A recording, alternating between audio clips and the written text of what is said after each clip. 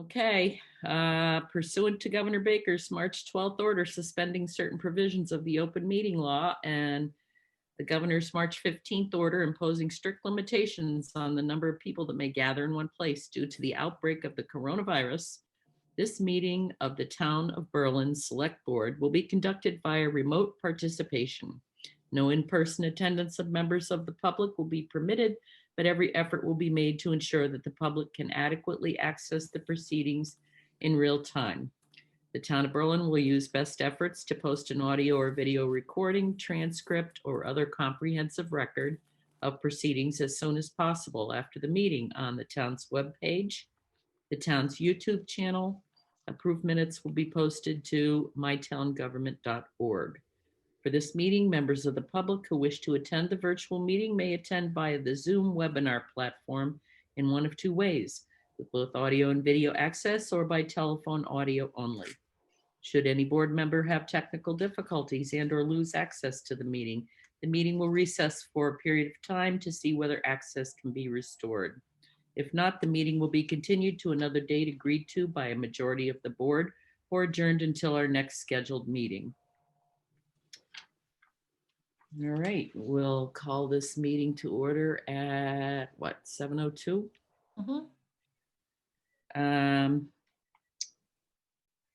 The first thing we have on the agenda is the minutes of October 26th, open session. Do I hear a motion to approve? So moved. Second. Okay, any comments or questions? Nope. I thought they looked good. Then we'll take a vote. Keefe, aye. Stone, aye. Hawkins, aye. Okay, that's unanimous. We have a couple of correspondence. A review or approval of draft to the CSX Railway Corporate Office regarding the railroad debris and ties left in the rail right-of-way. I thought the letter was fine. I did too. Yep. And the pictures will go with it. Okay, do we want to take a vote? I guess we should. Sure. Okay, so is there a motion to approve? Go ahead, Scott. So moved, although it's more your issue than mine, but so moved. and seconded. I know Peg's pet peeve this year. It's a Okay. worthwhile pet peeve. So we'll take a vote. Keefe, aye. Stone, aye. Hawkins, aye. Okay, that's unanimous. And then we had one other thing. Peg, did you want to talk about Berlin Farms? I did.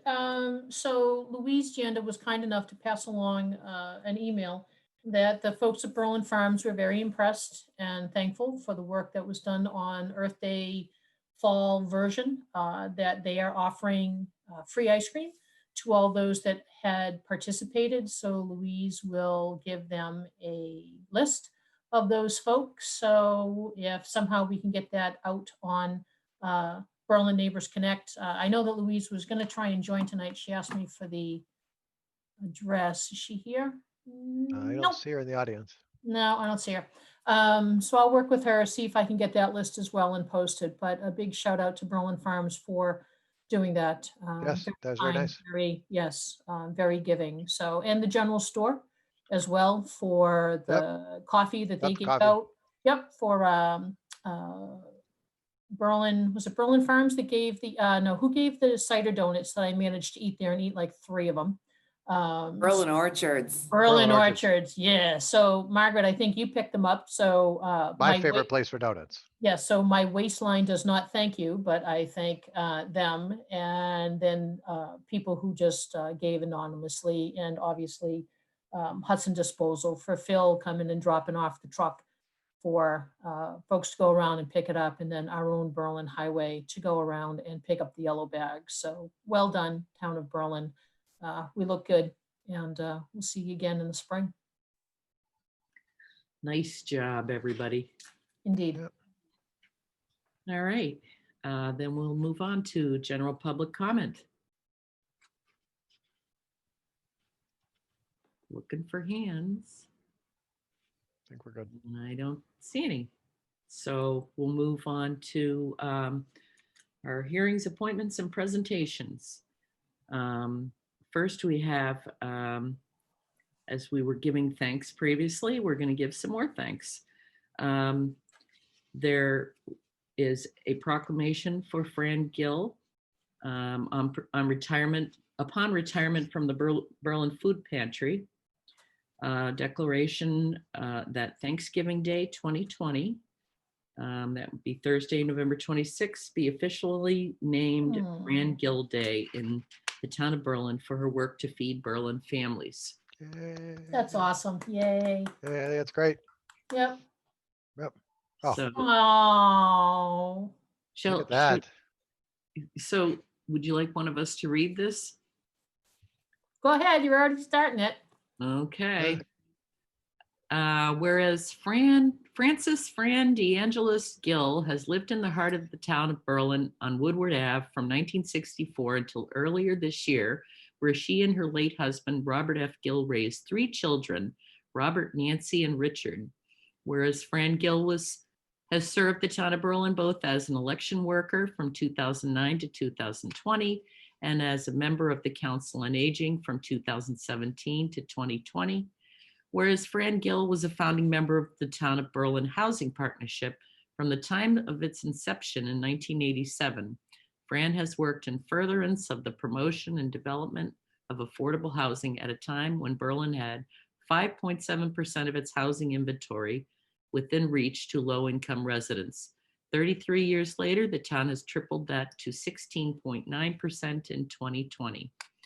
Whereas Fran Gill founded and managed the volunteer-led nonprofit Berlin Family Food Pantry in 2011, which has served so many of Berlin's residents in times of difficulty by ensuring access to food and assistance for individuals and families with integrity and dignity.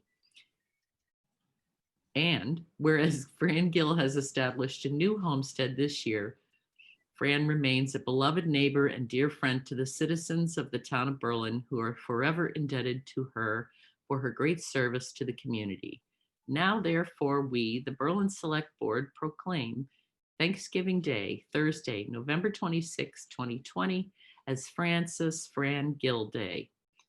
Signed by the Berlin Select Board, Christine Keefe, Margaret Stone, and Scott Hawkins. Aw. Yay, wonderful. Fran. That's great. so Wait. I wish sweet. she could have been here tonight. Yeah. Oh. Mary, will you post that on Town of Berlin and then I'll push it both ways? That's just so sweet. Yeah, and if, I don't know if there's a way to arrange to have us get that to Fran or just a copy of it. I'm not sure. Maybe we can think of something. Okay.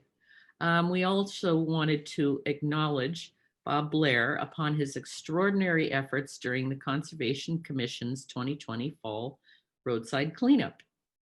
Do we have that one? Oh, So a certificate Oh. of participation that Bob is- certifies. Go ahead. Bob was in the audience a moment ago, I thought. he was. I don't know where he went. He probably knew his name was coming up. Oh, It's like, I'm out. he's being promoted. Oh, there he being- is. Oh, there we go. Good. Shine on, Mr. Blair. Come on. Everyone wants to see your pretty face. He's like, yeah, nope. Hello. There he Hi, Bob. is. Hi, I just Bob. wanted to say, oh, Pshaw.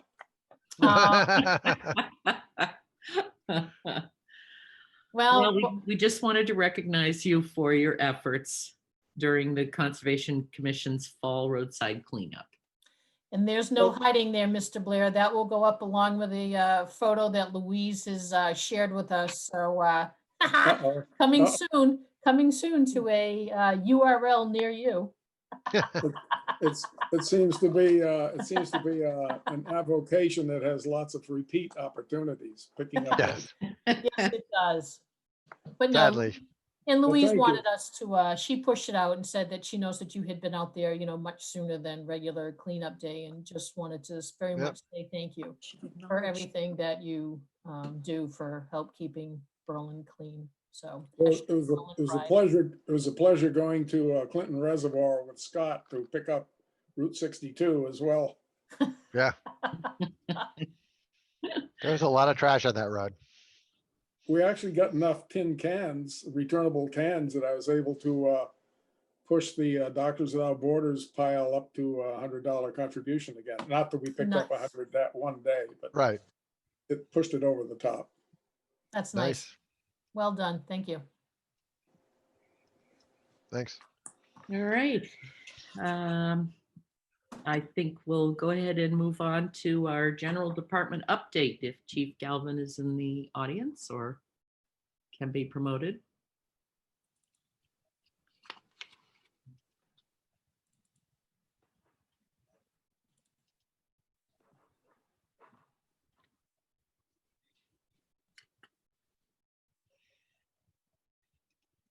Good evening. Hi, Tom. Evening. How are you? Good. Nice, beautiful weather we've had the last few days, huh? Yeah, Doesn't seem like early fall. Seems like mid-July, January. I keep saying July for some reason, but mid-January. Yeah. So it's been interesting, but been some challenges the last few days, but everything's worked out. But the way things stand, kind of some things that have continued over from last month, obviously, is continued COVID, and as we see, our numbers are on the rise. And governor's comments today, things are obviously changing again and getting more restrictive. So that's going to be a challenge as we continue to move forward.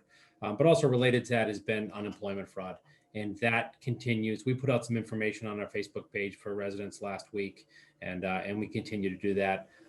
Just myself, in less than a 2-week period, I was a victim twice with claims that came to the town. And there's been many, if not most of our employees at this point who have fallen victim to the this fraud. And there's not a lot that we can do, but stay on top of it. Dennis is monitoring it daily and passes on information to me. And we make sure that the people that are listed there get the correct info to file their complaints with DUA, and we kind of work from there. It's really been discouraging to see how much of it has gone on. We did file a grant last month, and we're waiting for the body worn cameras. We talked about that, and actually put e-citations in place. So we're no longer handwriting citations. We're using a printer that's in each vehicle, and that is going well so far. So when I did this report on Friday, we still had a day and a half in the month. So just kind of update the numbers you had. We were actually up to 964 incidents for the month. Unfortunately, we also increased to 20 cases that involve criminal charges. We had 2 more crashes, and we also we upped our stops up to 121 stops and 112 citations. So our numbers jumped over those just that day and a half on the weekend. And I mentioned in my report to you that there were 3 kind of crashes of note to speak of. Unfortunately, with the weekend, it turned into 4. The first impacted quite a few people. We had a late afternoon crash on Central Street between Brewer and Oak, where a car took out a telephone pole. Unfortunately, it was related to a medical condition that the driver suffered. He actually struck a tree up just past Bolton Orchards, one of those trees that's right there at the side of the road. The vehicle struck that and actually continued all the way almost to Oak Street before it struck a pole, taking out the pole and power and wires. We had another incident on Central Street where a car ended up in the duck pond at Berlin Farms. You just those photos were farms interesting. and treating people to ice cream that helped with cleanup. It was a parking lot incident, and there was quite a few comments on social media about how does someone make that turn and drive through there and into the pond. It was something that happened in the parking lot, a car that was in the parking lot, but just kind of an interesting thing. Unfortunately, none of the animals were. Bless you. Not me. I'll remind her to go on mute. Sorry about that. And we have, unfortunately, 2 crashes up at Highland Commons this month. One over the weekend and one the week before, where vehicles entered or hit buildings. One on Saturday struck the Citizens Bank, doing some damage to the front doors. But then there was one at the T-Mobile building on the 27th that a vehicle actually drove completely into the back, through the front of the building all the way to the back. There's still a lot of cleanup and reconstruction to be done there. There were 5 employees in the store at the time, and anyone that's familiar with that, it's a very, very Yes, it's a small store. Nobody got hurt. Very, very lucky that that's what happened. But it was a tough month on the roads with a lot of crashes, and unfortunately, as we start to enter the winter months, these are the times we start to see the numbers go up. None of these crashes were weather related. There were quite a few that were actually medical related this month, which was interesting to see. But it's just been a change, and we've been up and down over the last few months with motor vehicle crashes, and it's always discouraging when the numbers jump, especially a month where we have almost 20 crashes. We did have some other weather-related events. We obviously had the snow on Friday, and miraculously, we had really no crashes as a result of the snow, which was good. Generally, the first snow of the year around here can be difficult for people. Fortunately, I guess maybe it was so early that people paid extra attention, and we had very, very little problems with the snow on Friday.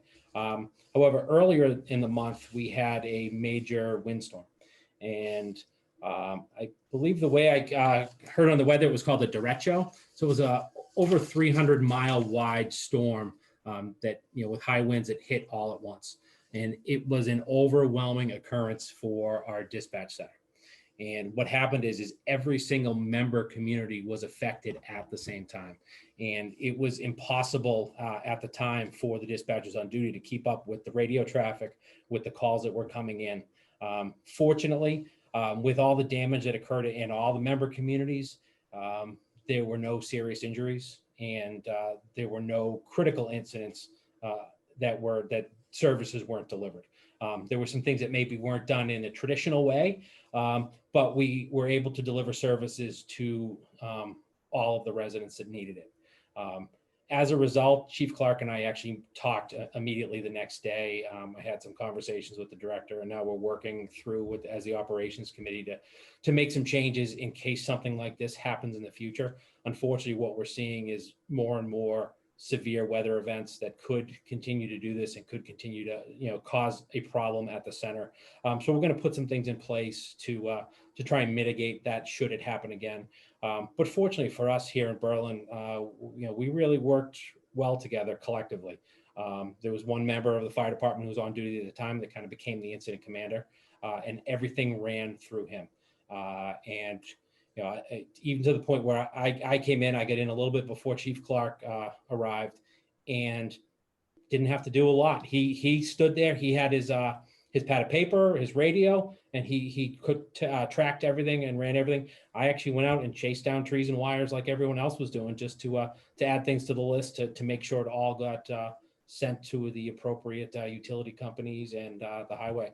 And the highway is phenomenal. Dave's crew came in and were able to remove trees.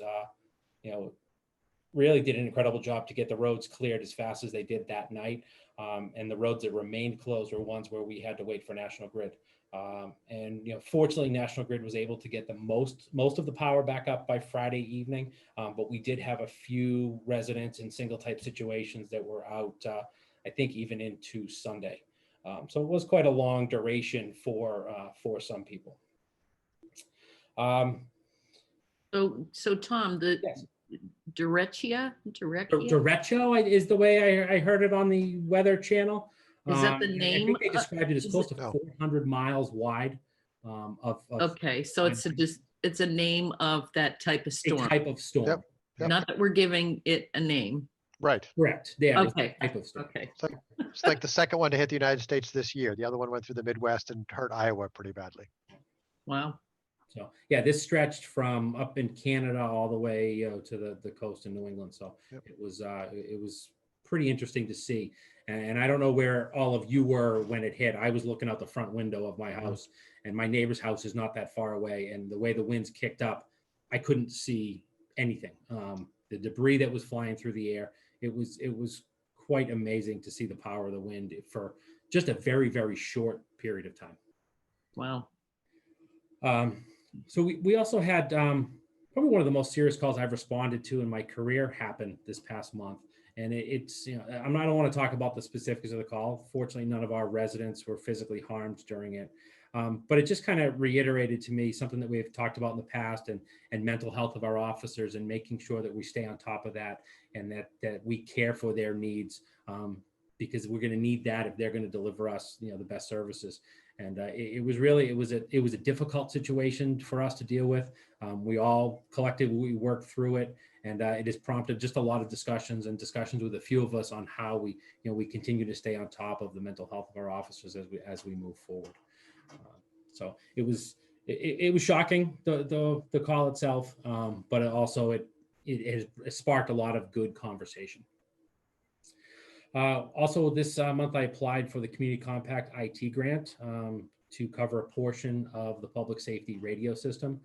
So through the Community Compact, which we are a member community, we were able to apply for up to $200,000 in funding for technology needs. Not to reinvent the wheel, I talked to some of my other police chiefs who were successful in obtaining funding in the past, and we used a similar grant application to try and obtain microwave link communication. So right now, the way our radio system works, I think I've explained this before, is, you know, we talk on the radio, you think everything travels over the air, which a portion of it does, but it actually travels back to our base stations over copper Verizon lines. So those Verizon lines are actually due to be phased out, and then they would have to be replaced with some sort of fiber line, maybe a cellular link, something that also has a reoccurring cost. So the microwave link is something that we purchase the equipment, and there's no reoccurring cost other than maintenance to the system. So it would be a big boost for us if we're able to obtain this funding. Also this month, I know you were talking about it as you were leading up to the meeting. There's a lot going on tomorrow with the election. We've been doing a lot of planning, not as much here. I mean, here we've done a lot. We've talked with Eloise and James, and worked to plan how our flow is going to be in our building and around the building. Unfortunately, we'd hoped to have that all set up tonight, but the winds kind of kept us from doing that. So there'll be quite a few of us in around 6 o'clock in the morning to make sure that everything gets set up so that the polls can open properly at 7. But also regionally, obviously, we've seen in the news there's been civil unrest in the country, and there's a lot of concern on what may happen as a result of the election. Things are very contentious. So we've been doing planning regionally with MEMA, our regional law enforcement partners. We have a good dashboard set up for sharing of information and allocation of resources should something happen in our area. For the most part, I am not worried about the residents of Berlin and there being a large protest and violence in our streets. But the one place I'm worried about is Cabela's. I actually have met several times with Cabela's management, the last time being this afternoon, because since the civil unrest has started as a result of the George Floyd death, there have actually been 20 break-ins at Cabela's Bass Pro Shops locations across the country. And all of those have been an attempt to steal firearms. So with the possibility of civil unrest, that is obviously a concern. Cabela's is the second largest firearms retailer in the state. And so we've worked with them for some internal controls and also for some response and some regional response. Should there be something that maybe occurs in our area that could lead people to want to possibly come here to try and obtain firearms. I think we're in a very good position with our plan and what's in place and what the store has in place internally. But it's just something we need to stay on top of as things progress through this week and into next week based on the results of the election. Okay. So Questions for Tom? still got a couple more things. I don't want to go take up ahead. too much time. Keep going. But No, also, keep going. with this report, I attached a speed enforcement guide. And yeah. so we have a piece of technology that we're using now I talked about it last month, to count cars and speeds on roads. So the guide I attached, that allows us to give an enforcement report to officers to say, hey, listen, we've checked these roads, and these are the best times really for you to be out there for peak traffic, peak violations, to really make their use of traffic enforcement more efficient. So we're going to continue to do that. The counter's out on another roadway now, and we're going to continue to move it around and supply our officers with the information to be able to take enforcement action. I think one thing with the implementation of the e-citations, there's a little bit of an initial novelty. So I think we're going to see an uptick. It's going to be a balance, see an uptick in traffic enforcement. I have some concern as we're also seeing an uptick in COVID cases. We've talked about this before about, sticking our heads in vehicles and what's going on regionally. We're like an island in the middle of a sea of red right now with what surrounds us with COVID. So we'll keep an eye on that, but the officers are still out there. They're staying visible, and we'll use this information to be more effective as we enforce the traffic laws. We can also use the information that comes from this counter. Should we have some roadways we want to look at potentially changing the speed limits, or roads that don't have speed limits to have speed limits set. We want to be careful with that. Unfortunately, with modern vehicles and we tend to see speeds a little bit higher, and they use what is the 85th percentile of what vehicles travel on the roadway to set speed limits. So we could end up with speeds a little bit higher than we may want. So we'll keep an eye on that, but we'll actually be able to easily collect the data to look at that and see if that's a process we want to continue with. And lastly, I don't have a written report from the ACO this month. I did meet with her about a week and a half ago, and she's, because of COVID and the process she uses for her typed reports, she's getting up to speed and getting those to me. But it actually was a very quiet month for her. She only had 6 calls, 5 of which were loose dogs, so which really aren't a problem here because we don't have a requirement that your dog has to be leashed. And then we talked last month about the roosters on Allen Road. So she was actually able to catch one of those roosters. And unfortunately, she thinks the other was probably caught by a coyote or something like that because it has not been in the area, or she hasn't been able to locate it. So Tom, I understand, with Helen not being able to get to a laptop, but can she write them and give them to you? She does do written scan ones, which isn't which I don't have a problem with. I wanted them typed to have a little bit more. So she has the written reports.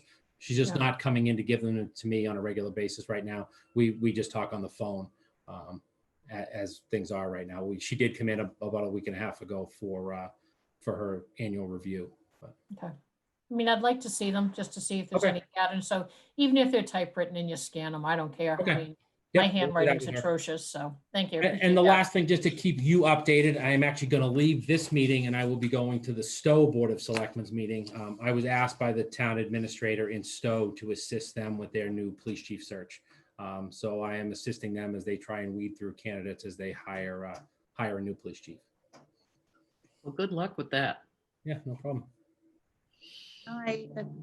Chief, could you give a really quick update on shared streets and spaces pilot Yeah, I project? had a note to do that too, and I forgot. So we talked about the Shared Streets and Spaces grant, where we'll be doing a traffic pilot in the center of town. So we have actually acquired almost all of the necessary equipment to do that. Dave and I spoke this morning. Either tomorrow or Wednesday, there should be signboards going out to warn residents of the upcoming change. And then whether it's Friday or Monday, we should see the initial traffic pattern change up there and start to begin the pilot and see how things work. So people will be seeing pedestrian beacons too when they. So we'll see some Cross. pedestrian That'd be beacons nice. on Route 62, and we'll see quite a bit of other changes in the center of town. It'll be interesting to see how the pilot works, see how the public responds, and how the traffic flows. Okay. All right. Any other questions for Tom? Oh, thank you. Nice, Thank you. thanks report. Good night.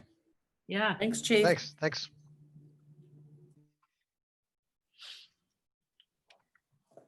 All right.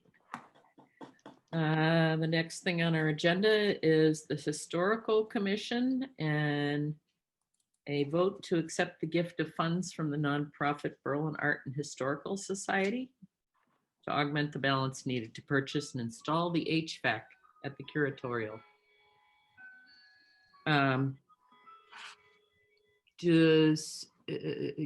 You're promoting Barry and Elaine? Through the Okay. chair, when the time comes for the board to make the motion on the acceptance of the donation, I can share the screen for that. I have it. Oh, you written have here, it? too. Okay. But I can't share it. Okay.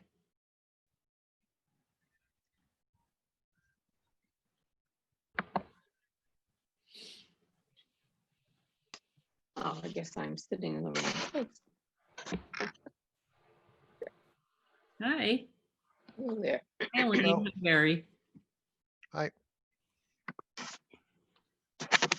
So it looks like from emails that we have received a donation that should cover the shortfall for the HVAC. Correct? Right. Yeah.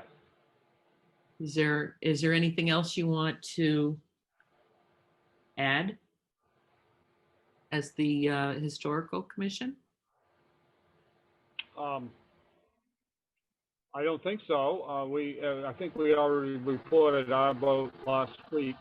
We will, I would hope that we would have both a vote to accept the donation and a vote to contract for the work to be done. Since it's mainly from the town hall account, that's the selectmen's action. Okay. Should that be added to the motion, Margaret? I thought the motion included both of those. I'm trying to find it now. Well, it Oh, yeah. does authorize the full expenditure with the remaining Yeah. funds to be paid from Article 36. It doesn't authorize contracting for the project. I don't know that that needs to be included in the motion, but I think an some sort of authorization to say, go ahead, proceed with the project, which I was ready to do today, but. Okay. Would the board like me to read the motion? Sure. Yeah, because I can't find it fast enough. Okay, so the motion would be to accept the $1,300 donation from David Ager toward purchasing and installing the curatorial building HVAC system with the balance of the total project cost of $4,500.77 to be paid from funds remaining in Article 36 of the 2016 annual town meeting. So moved. And seconded. All right. If there's nothing more to be said, then we'll take a vote. Keefe, aye. Stone eye. Hawkins, aye. That's unanimous.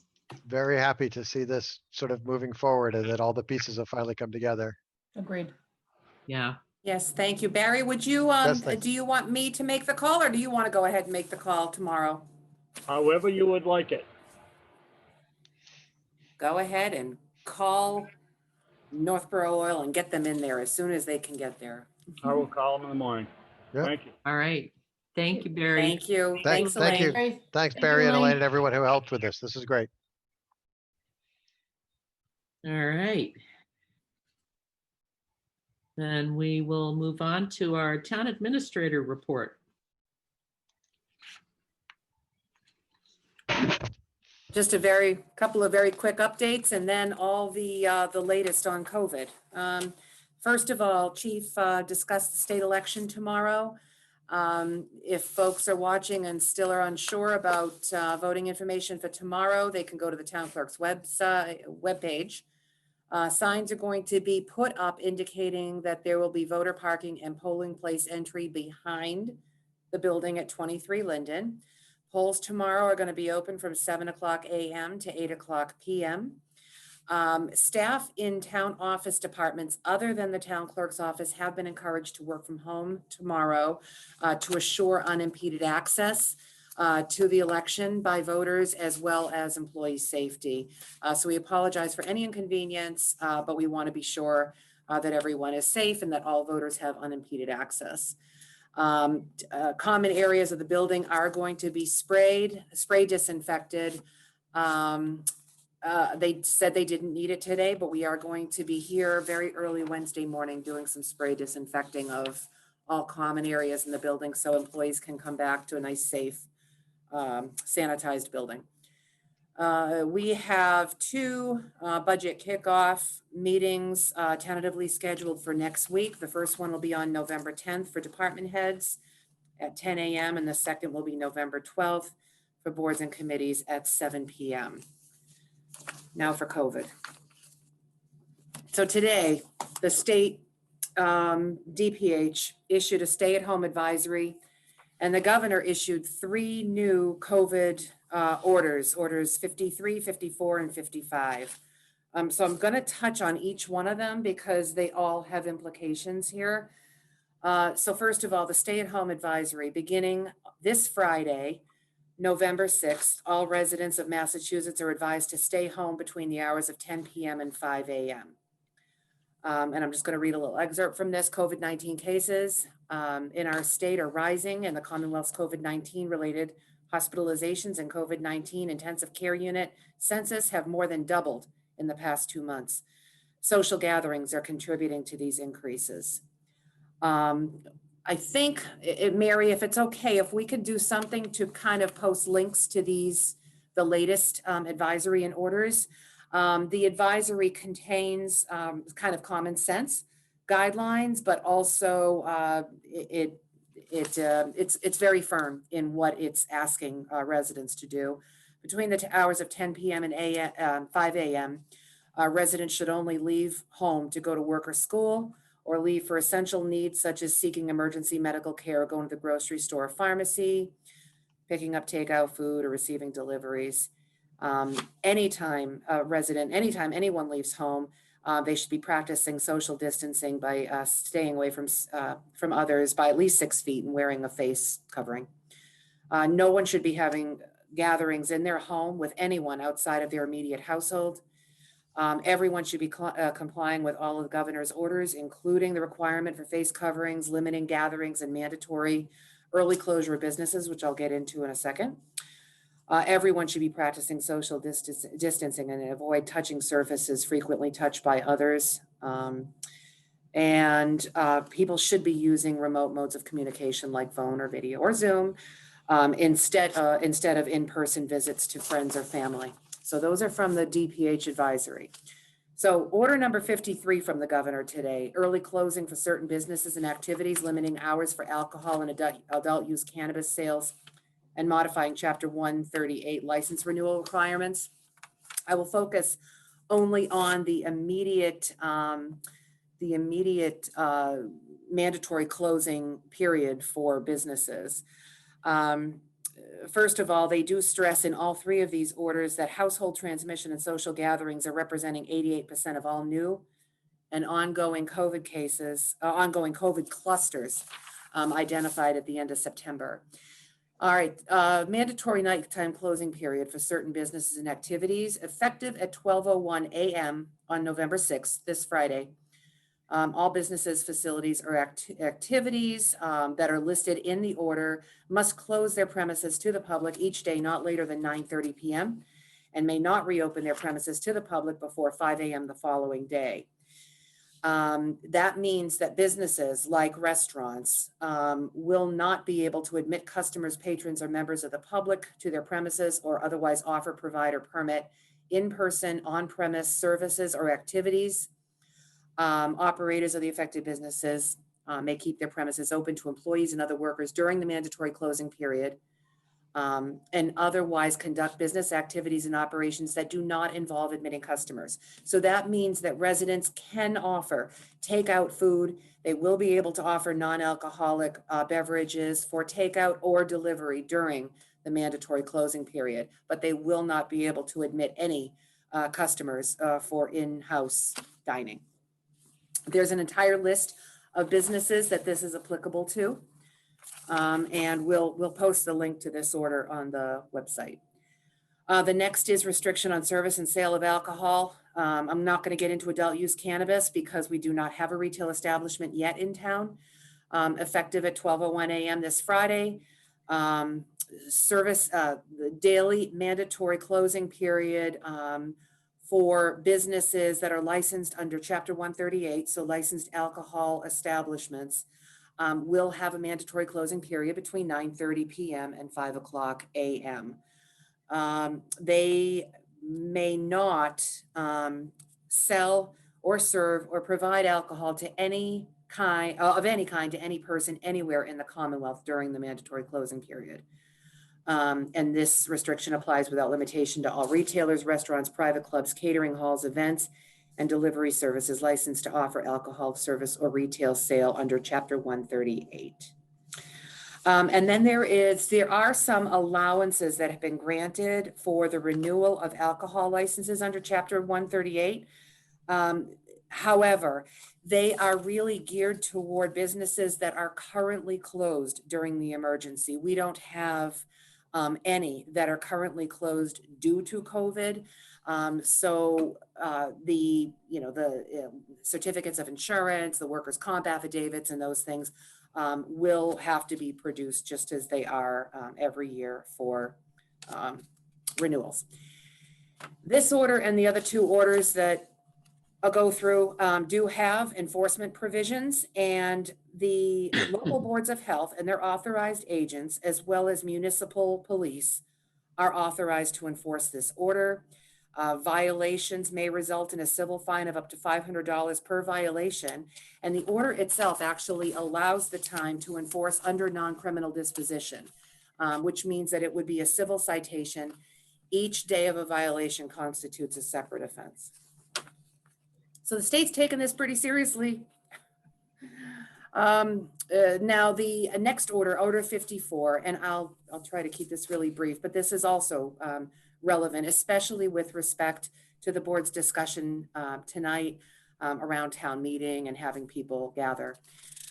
This is further revised order further regulating gatherings in the Commonwealth. It says that all indoor and outdoor events shall be required to comply with both the limitations and requirements in Section 3 of the order, which is gatherings indoor and outdoor, and the sector-specific safety rules for indoor and outdoor events, except if the gathering or event is exempt under Section 2 of the order. Under the exemptions, a municipal legislative body may be exempt. However, I would argue to the board that it is still a gathering of many people, and there are risks associated with that. So it's just something to consider for your discussion later on town meeting. Indoor and lower risk communities for outdoor gatherings, gatherings at event venues or in public settings are limited to a maximum of 100 persons in a single venue or space. Indoor gatherings are limited to a maximum of 25 people. For outdoor gatherings in lower risk communities, which Berlin is still currently, although we're surrounded by high incidence of COVID in the surrounding communities, where more than 50 attendees are anticipated, the operator of the event or venue must provide notice to the local board of health in the town where the gathering is located at least 1 week before the event is scheduled. So that's important for people to know. Of course, face coverings are required, and they are required under this order for all persons over the age of 5 years old. And the face coverings must cover nose and mouth. I think that's all I have marked on that one. Last one. By the way, these came in late this afternoon, so it was kind of a read through them and try to pull out the highlights. Revised ordering requiring face coverings in public places. Essentially, folks should be wearing face coverings whenever they leave their houses and cannot socially distance. However, this order takes it one step further.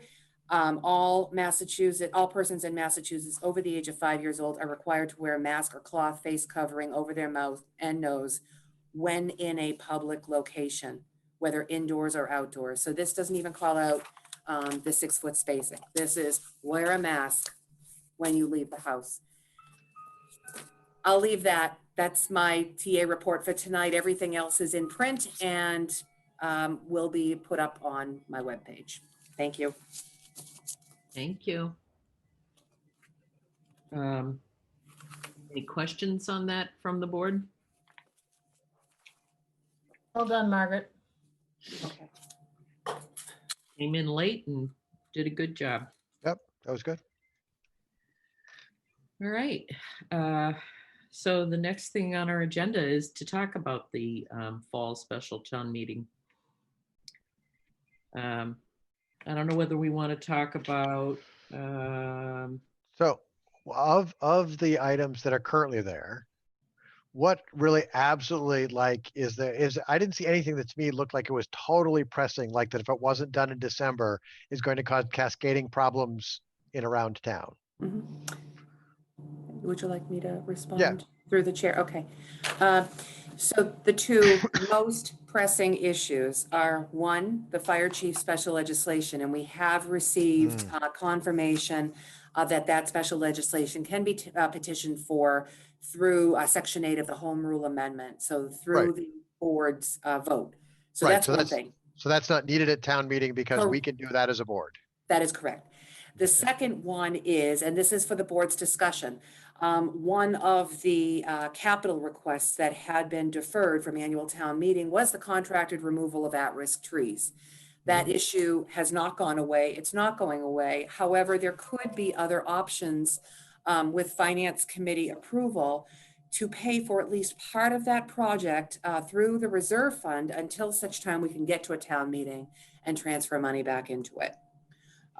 So And- that is and- And I have this weird thing that we've just had two really big storms. Mhm. And the first storm took out none of the problem trees, and this one took out one, maybe two. And so I might question exactly. I get that an old tree that is not currently living hanging over with branches over wire does pose a problem at some point, but I question exactly how imminent all of those trees really are. Mhm. And I think given that we have the workaround, potential workaround for chief, I honestly, personally, I don't feel comfortable putting us here Mhm. tonight at risk, or us, the residents coming. You don't know what the weather's gonna be like in December, warm, cold, rainy, snowy. Is it gonna be a fight to get in the bay? Who gets stuck outside, et cetera, et cetera. I honestly don't see a need for a special town election, special town meeting in December. As Scott said, there's nothing like critical, oh my God, the town's gonna implode if we don't do it.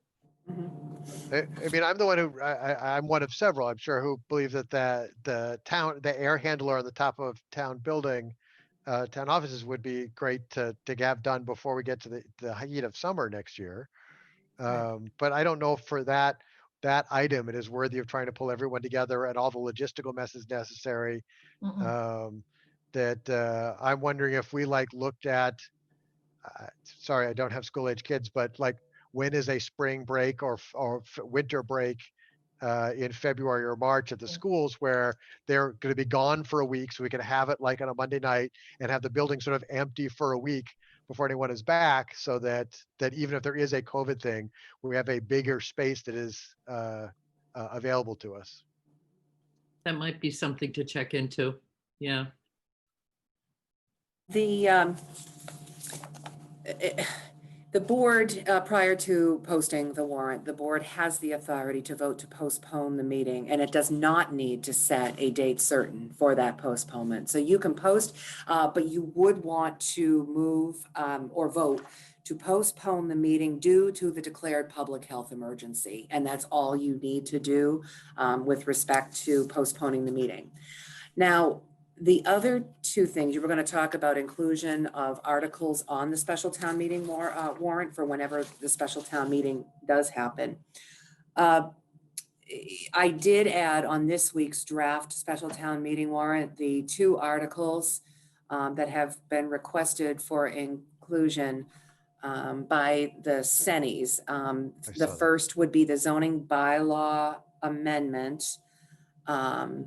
And that was voted by the planning board to recommend placing the article on the warrant, but it is not an endorsement of the planning board on the article itself. The other article, which is development agreement modifications that are directly associated with the townhouse proposal, that is under the board's authority as to whether or not to include that article.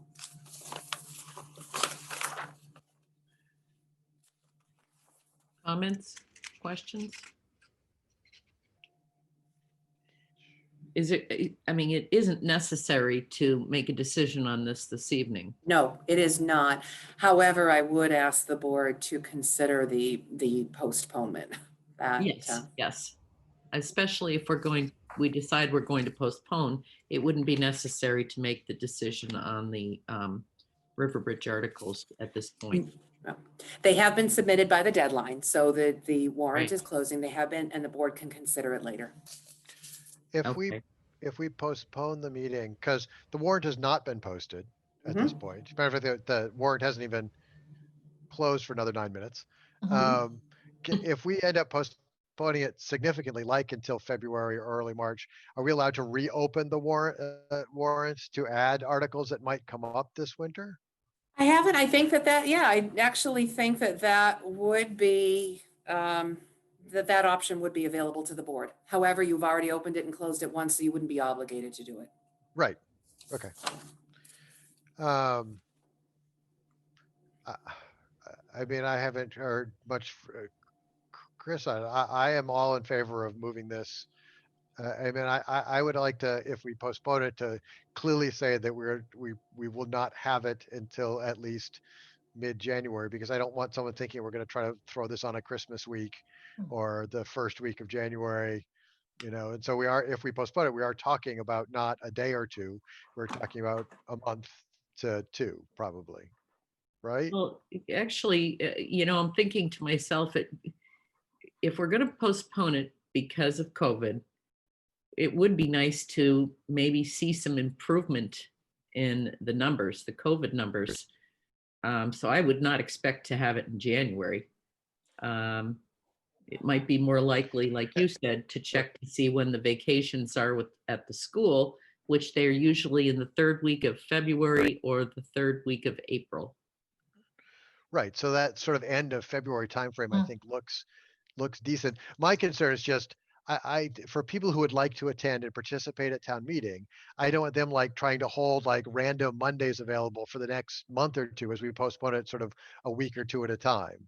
And so I think if we clearly say now that we don't know if it's going to be January or February, but it clearly will not be for the next 4 to 6 weeks. Oh, yeah. That lets Or people even know that. later, because Yeah, a yeah. January or February town meeting would require an indoor town meeting. Right. Yeah, I would say no sooner than the February vacation, the third week of February. That would be, it may be a holiday. Yeah, I think it's President's Day President's usually Day. kicks it off this 22nd or 15th. So it So- would have to be either a Tuesday or it would have to be another Monday. But I really think that it's going to take some time. I mean, the planning board gave permission for the article from the Sennies to go to us without a citizen's petition because of COVID and because of the, right. it's dangerous for someone to go out and get signatures. So I say it's Yeah, probably just yeah. as dangerous for us Yeah. to have a town meeting. Yep. Yeah, And I did actually speak with someone over the weekend who would have to be there for some of the articles because they're sponsoring it. And she really was not interested in being there, just for health reasons. So I think it's probably a good thing if we do postpone. Mhm. And my suggestion would be like around the third week of February.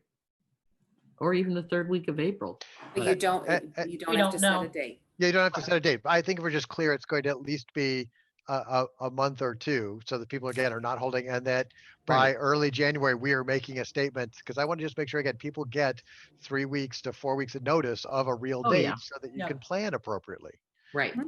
And I think that what I don't know how, so I'm going to say this out loud without knowing the process, would like to spend some of that time with whatever the right appropriate people and boards are to be working with the Sennies on sort of make sure the language is good, that it covers the right stuff. I know that we had some changes we would have liked to the agreement as well. I would try to take this opportunity to make sure there's something that is that has some chance to be vetted and I think might have a better chance of being in the interest of the town and pass town meeting, and allow the Sennies to proceed with some known quantity stuff at that site. So what you're saying is you're talking about the modification that has to do with the development agreement? for Yeah, the but townhomes? the Sennies came forward with several other changes they would have liked to had it if they had some more time. I think it's even at our request originally, we asked it to be stripped down because we didn't want a long meeting Right. during a COVID time. And so can we get more of those worked into something worded in a way that gets to more of their needs and more of some of the stuff that we saw as a town, we would like it in the document as well. I think I would really like to perhaps have some discussion with the Sunnies about the things that we would like, and discuss our wish list, and we can discuss their wish list as well before putting things on town meeting. That would be my ideal thoughts. So are you looking for a motion to officially move the meeting? Margaret Yes, shaking her please. head, Yes, please. So I'll make the motion that we officially postpone our special town meeting scheduled December 5th, 2020 to early 2021, but no specific date or time. I will second that. Okay. Anything else you want to comment on before we take a vote? And that is due to the declared public health emergency. That is Yeah. correct. And that we're totally surrounded by red towns for the most part. Mhm. Mhm. All right, then we'll take a vote. Keefe, aye. Stone Eye. Hawkins, aye.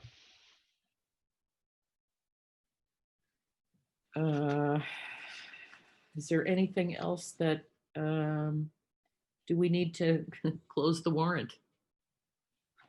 In I 3 minutes. In 3 minutes it closes. It closes. You don't have to take a vote because you've already declared, you've already voted that the warrant will close at 8 o'clock. So Okay. it is about to be closed. So here are the 15 or 80 new things I want on the agenda for no.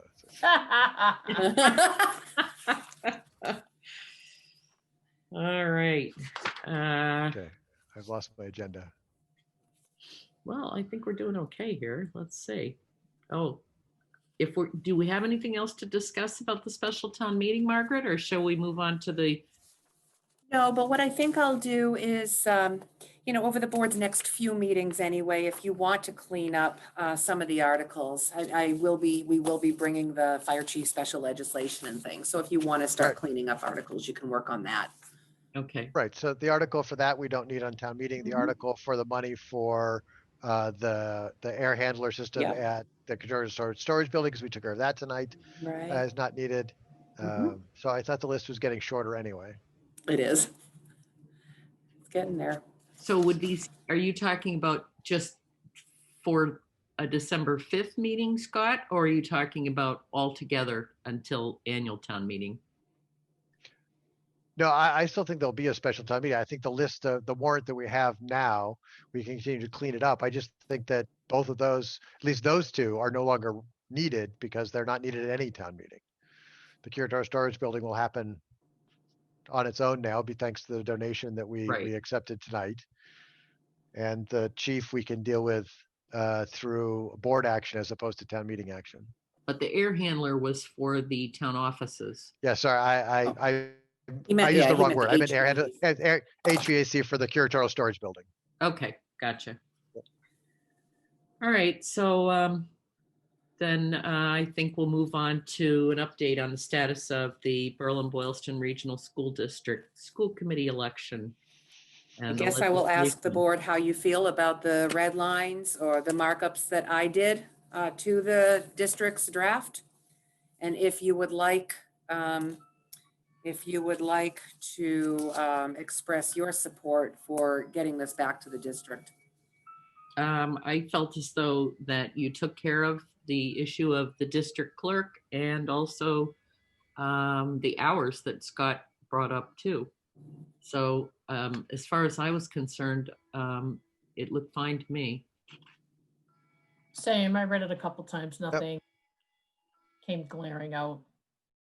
I do think if we want to talk to, I don't know, about Boylston and the school committee, that we need to arrange to do that also, as far as changes, any permanent changes to their Oh, agreement. yeah, we've got a list of those. So if once we take care of this, we should immediately get on those. We should be talking about the whole district agreement. All right, so would the board like to vote on the version it will support? Would you like to make a motion to approve the legislation draft as Margaret has edited? So moved. There you go. Second. Try to make it easy for you. I appreciate that, thank you. It's a long day. Mhm. All right, let's take a vote. Keith, aye. Stone Eye. Hawkins, aye. And it looks unanimous. Yay. Yay, thank you, Margaret, for everything that you did. You're Yeah. welcome. I'll get this over to Boylston and the district for them to ponder. All right, moving on to new business. We have an appointment of Rachel Boyer to the Council on Aging for a term to expire, let's see, May 31st of 2021. Yay. Yay. Yay. I don't believe, oh, She there- Yeah, was she here. Is she is. coming up? Yep. right.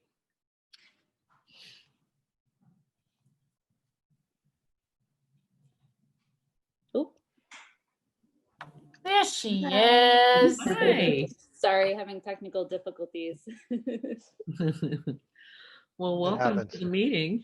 Welcome. Thanks. Yeah, thank you guys. I'm excited. New resident to Berlin since April-ish.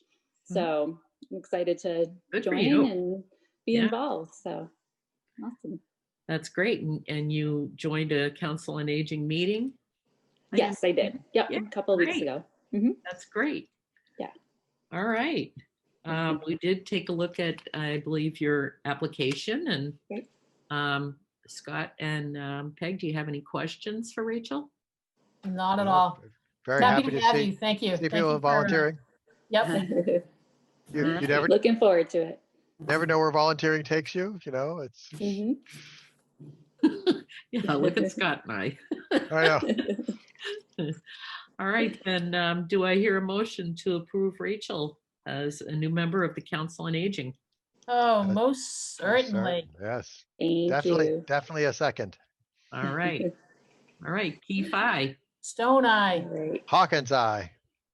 All right. Awesome. Thanks. Welcome, Rachel. Thank you. Thank you all so Welcome. much. Thank you. Thank you a so lot. much, we appreciate it. Hey, Yep. Bob, Yes, of nice course. picture of your ceiling. Yep. He had the camera on this time, so. He did have it on, not on him, but on the ceiling. It's all good. Thank you, Rachel. We appreciate it. Let us know if you need any help. All right. Okay, let's see. Under new business, we're going to review and discuss the preliminary draft board and committee handbook.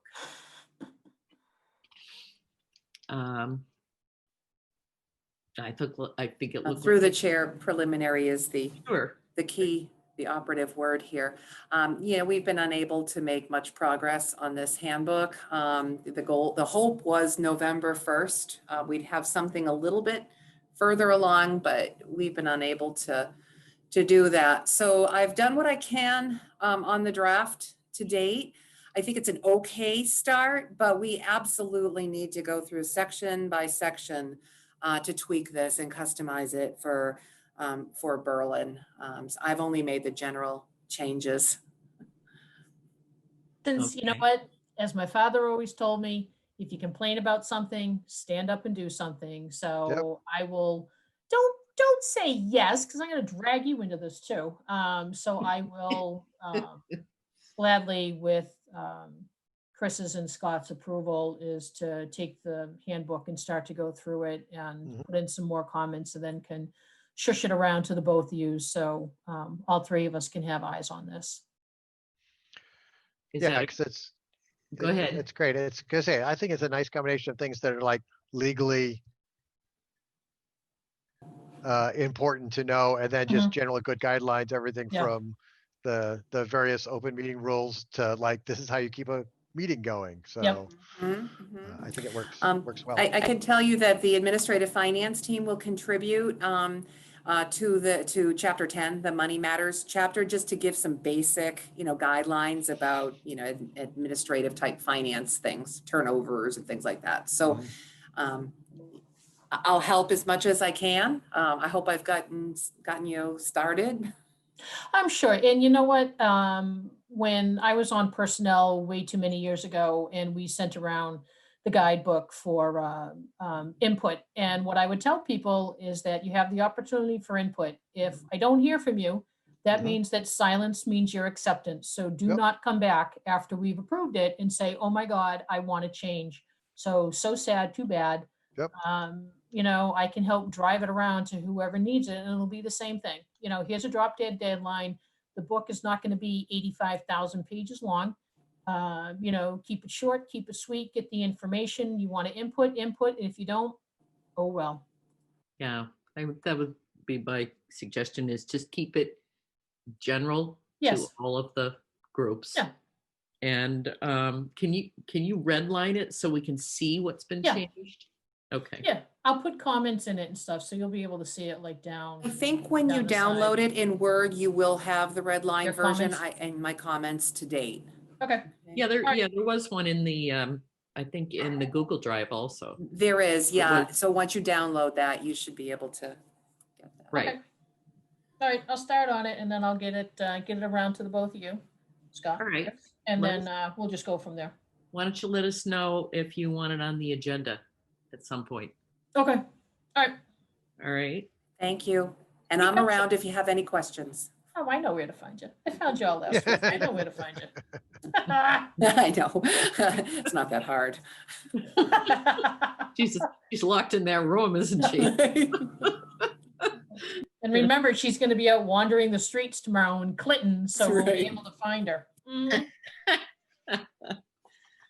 All right.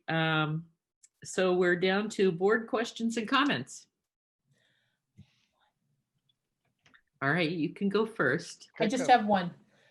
Margaret, did you send in the grant for the risk management yet? Is it due tomorrow? Okay, she's on mute. Muted. I am doing that tomorrow, Peg. I've got everything we need. I'll submit it tomorrow. Thank you for your work on that. Cool. Peg did up a very good narrative and worked with Dave Smith and I on putting the stuff together. Thank Good. you. I was actually told by the risk assessment lady I was too wordy. Shocking.